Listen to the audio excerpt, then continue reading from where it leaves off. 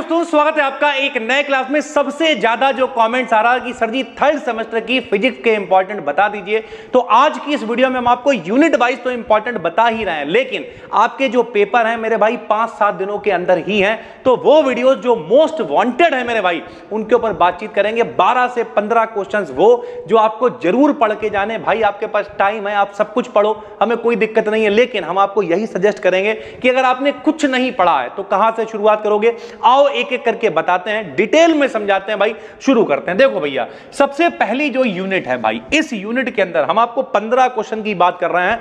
वो 15 क्वेश्चन भी छोड़ो, 4-5 क्वेश्चन हम आपको ऐसे बता देंगे जो आ ही सकते हैं। वहां से शुरुआत करोगे तो माहौल बना दोगे। समझो, सबसे पहले पहली यूनिट में जैसे इलेक्ट्रिक चार्ज है भाई। अब इलेक्ट्रिक चार्ज मतलब क्या होता है? आवेश होता है। फ्रैंकलिन ने बताया धन आवेश क्या है, ऋण आवेश क्या है, मूल आवेश क्या है, ई क्या है, ई की वैल्यू क्या है, ये सब पता होना चाहिए।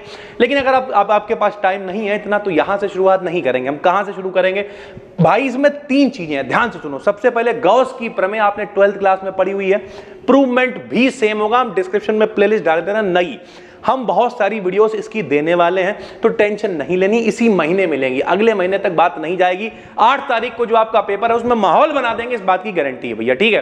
तो सबसे पहले गॉस की प्रमेय। पहली बात, हम ये सब पढ़ा चुके हैं। आप कोई भी टॉपिक सर्च कर लेना, नाम के साथ में बी डिकेडियन आपको मिल जाएगा। फिर भी नई वीडियोस आपको दे रहे हैं ताकि आप और अच्छे से पढ़ाई कर पाओ भाई, ठीक है। तो यूनिट 1 के अंदर जो सबसे पहले आपको पढ़ना है गॉस की प्रमेय, दूसरा बायो-सेवर्ट का नियम, और तीसरा एम्पियर का परिपथीय नियम। इनकी एप्लीकेशंस पढ़ पाओ पढ़ो, ना पढ़ पाओ ना पढ़ो, लेकिन ये 3 चीजें जरूर पढ़नी है, ताकि अगर एप्लीकेशन भी आ गई में नहीं आता है तो यार हम गॉस की प्रमेय तो सिद्ध कराएंगे। बहुत आसान होती है, फाई बराबर क्यू अपन एप्सिलॉन 0।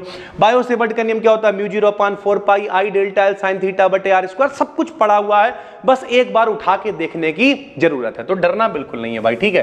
तो इलेक्ट्रिक चार्ज हटाओ, ठीक है, इंपॉर्टेंट की श्रेणी में नहीं है। इंपॉर्टेंट क्या है? गॉस की प्रमेय मोस्ट वांटेड है, आपको यही पढ़ना है मेरे भाई। सबसे पहले अगर आपने कुछ नहीं पढ़ा है तो गॉस की प्रमेय से स्टार्ट करो। इसके एक आध एप्लीकेशंस हैं, एप्लीकेशंस आपने पढ़े होंगे। इसकी सहायता से कूलाम के नियम की उत्पत्ति सब पढ़ रखा है, वही है मेरे भाई, ठीक है।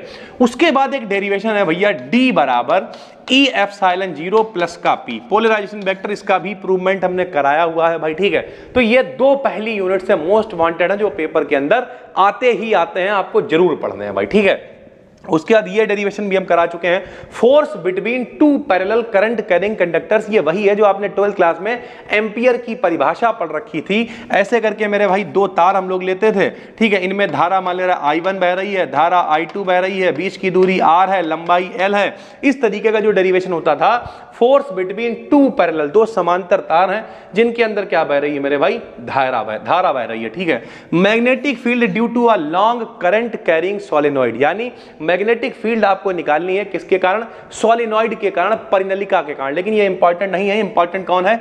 Magnetic and scalar vector potential. Magnetic scalar potential, magnetic vector potential. ध्यान से समझो, जो पहली वाली यूनिट है उसमें हमने क्या इंपॉर्टेंट बताया है भैया? एक ये रिलेशन याद कर लो, ठीक। एक गॉस की प्रमेय के एप्लीकेशन अगर देख सकते हो अच्छी बात है, वरना गॉस की प्रमेय से शुरुआत करो, ठीक है। दूसरे में force between 2 parallel current carrying conductors के लिए मेरे भाई निकालो, F/L करके प्रूवमेंट आता है।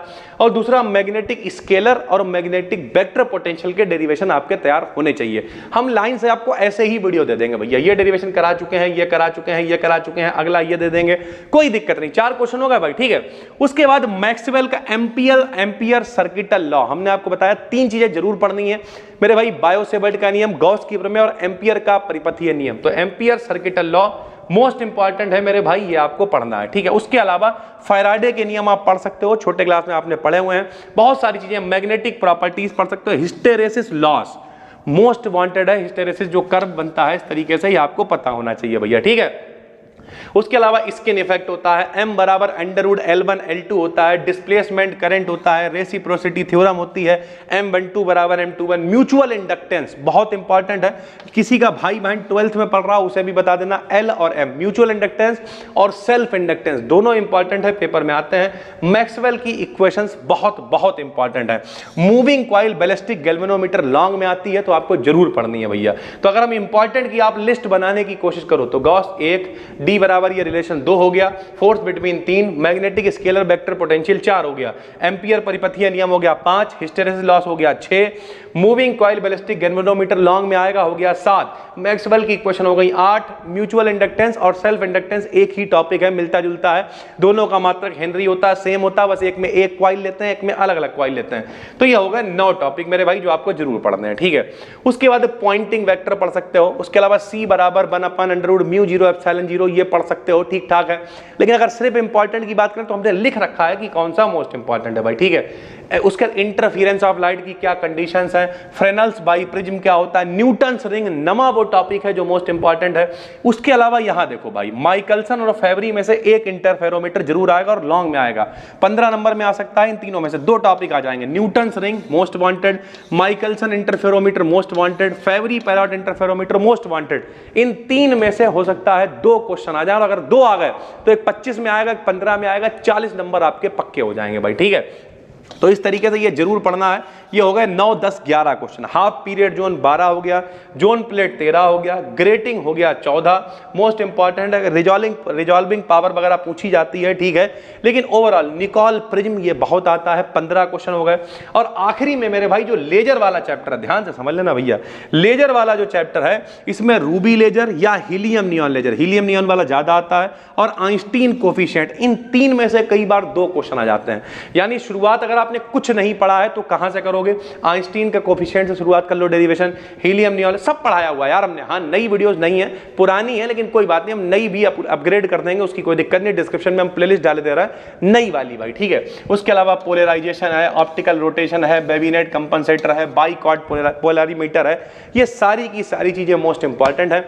उम्मीद करते हैं आपके बहुत ज्यादा काम की है। ये पीडीएफ अभी हम यहां से निकाल के टेलीग्राम पे डाले दे रहे हैं भैया, टेलीग्राम पे जाकर तैयारी करो। ये जो 15-16 क्वेश्चन हमने बताए हैं उन्हें पढ़ो, ये आपकी जिम्मेदारी। हमारी जिम्मेदारी यह है कि अपना एक दूसरा चैनल है BDKDN BSc प्लेलिस्ट जो हम डाल रहे हैं, कल से हम इसमें वीडियोस को ऐड करना शुरू कर देंगे, और हम इस पीडीएफ का भी प्रिंट निकलवा के यहां रख लेंगे, सब पे टिक लगा लगा के सारी वीडियोस करवा डालेंगे, तो टेंशन लेने की जरूरत नहीं है।